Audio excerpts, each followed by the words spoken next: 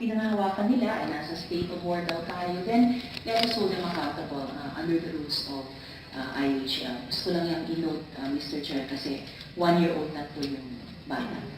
Thank you, Mr. Chair. Sir, can I continue? Accordingly, ma'am, we're advised by our Human Rights Committee Office, General Sherwood, to file a separate case in the violation of IHL in a different court in Mandawi, and we have filed the case, sir. For Willie Aligri and Filomeno Hanalan, sir, the two rebel attorneys, we have filed a case for double murder case in the prosecutor's office. According to the family, they have only identified a certain Oscar Calihan and 3 others, and accordingly, this is personal grudge because of land conflict in that area. Now, these are the other cases under investigations. Let's start with the human.